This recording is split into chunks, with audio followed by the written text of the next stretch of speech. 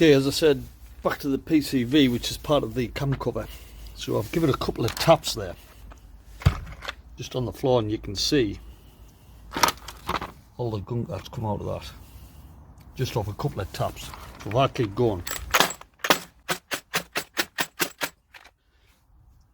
yeah, you can see more and more coming out. So that stuff will all be all the way around. This entrance here marries up with this port here, which goes down into the crank, so basically in the sump, and that's what allows the crank to vent. It comes up and it comes into there, and then it gets expelled through the PVRV. So I am 99% sure now that this is the problem. This is what's caused the cylinder head gasket to fail again. It couldn't breathe, it therefore overheated the engine. The coil was broke on the fan, so therefore the fan couldn't kick in to cool it down and warp the head. So I'm quite confident now I've found the root cause. Cylinder head's done, new coil is fitted, fan's operational, fit the new cam cover. That'll make the PCV operational again. That'll give us nice smooth idle, no smoke out the back, and this engine will run as it should.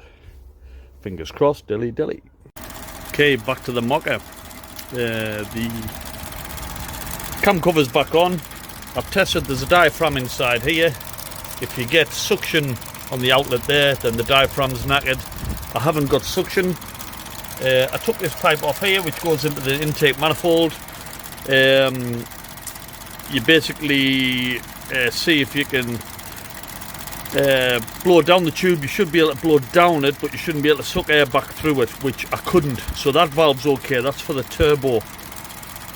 There's a valve also inside that in the manifold, which when that cam covers off, seal a hole, and you shouldn't be able to suck any air through that port here, what the turbo pipe connects onto, and I couldn't. So that valve is good. So all the valves are checked. So I'm happy now that my PCV, or positive crank vent system, is working. However, drawn me attention now to two things. Firstly, I cleaned that cam cover out. You've seen all the crap that came out of it, so I'm happy that's now clear and freely venting. The other problem is this ticking sound in the engine here. So I can feel it ticking away in there, solenoid. You'll hear when I've disconnected. Stopped. So that led me to believe, is there a fault with it, or should it tick like that? So a bit of research, and basically all you do is, with the engine running, take this valve off, which I'm not going to be able to do with one hand, unfortunately. But anyway, you take this, oh there we go, it's off. Now with the engine running, you shouldn't get any suction on this, and I can feel a load of suction there, pulling my finger by the skin of my finger in. So therefore that valve is stuck open, and that again is part of the venting system.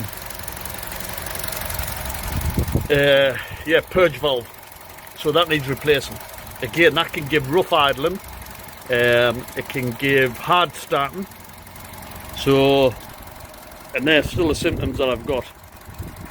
So there we go, I'll replace that, and hopefully that is the mocker finished. Dilly dilly.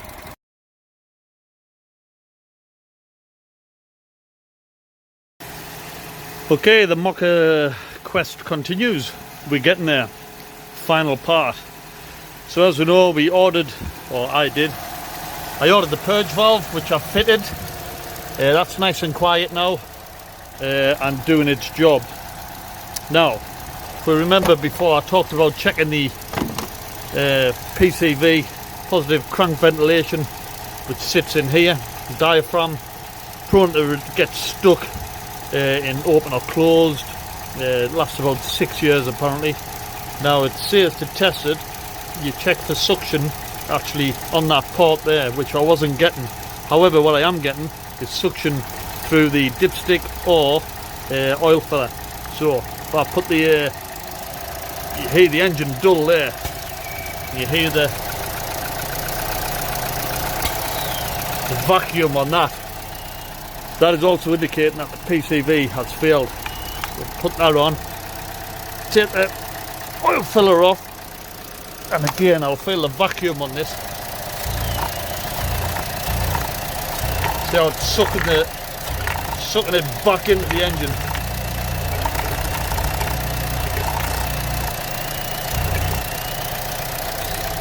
So here's a brand new one. Now I did buy a second hand one and I sent it back because I thought my PCV was okay when it's not. However, a brand new one wasn't much more money at all, and at least I know that this is brand new, unlike getting a second hand one where potentially it could fail again. So let's get this fitted and hopefully that has resolved the issue. Dilly dilly. Okay, I've replaced the cam cover to no avail. So although I tested the manifold, there's a valve inside the manifold in here, and this is where the basically the turbo pipe fits to, which has also got a valve on which I tested. Now although this passed the test, I have since used my camera and had to look inside that part. So if I flick at the side view, I think, put it in the port. Now, what you're seeing there, so that orange part is where the valve pulls through and connects onto the plastic. Now around the side where you can see all these holes, if I can get there we go. So all them holes there are meant to be covered by that rubber valve. However, they're not, so it's failed. So it's a bit strange that I was that when I put the pipe on and done the tests on this, I wasn't able to suck the air through because the valve has actually failed. So I should be seeing like part of that orange rubber all around them ports or them holes, if you like, and I'm not. So to that end, it needs a new intake manifold. Bit of a pain, but hey ho, these things have to be done. So that'll be the next thing, change the intake manifold. So yeah, so once I've replaced that, hopefully that resolves the issue. There'll only be basically this pipe then that hasn't been replaced as part of this investigation and solution to sorting this PCV out. So it'll have had a new crankcase, or cam case, sorry, new purge valve, and it'll have had a new manifold. So there we go. It's not too much of a task to take this off actually. I've had it off once before, as we know, when I've done the sun of the head, but again, all this relating to the reason why it's blown its head gasket or overheated, that coupled with the fan not coming on. So hey ho, let's get one ordered. Hopefully we get it fitted and solves the problem. Dilly dilly.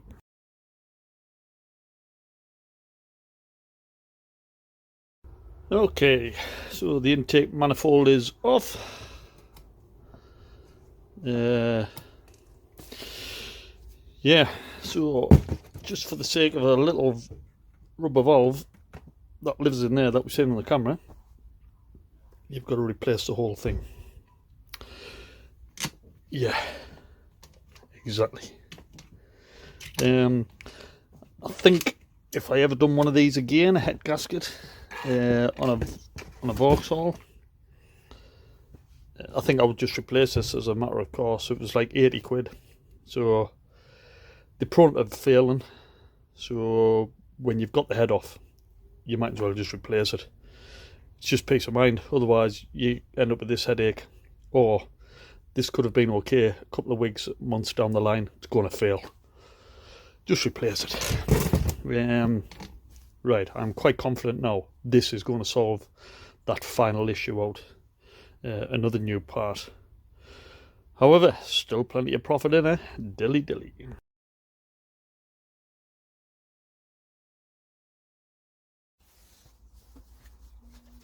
Okay, bit of a update on where we are. The mocker, unfortunately, the manifold has not arrived.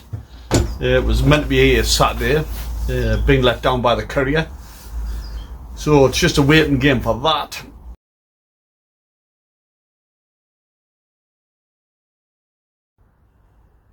Well, it's time to put the manifold back on. It's a bit late, had to do another job. However, I've swapped everything over now, but I just want to show again, this is the part that I put the camera down, if you remember, and I tried to show the valve, basically the rubber valve, if you like. So if I show you it in here, let's try and zoom in. So you can see the end of the valve, you can see how all the crud in there as well.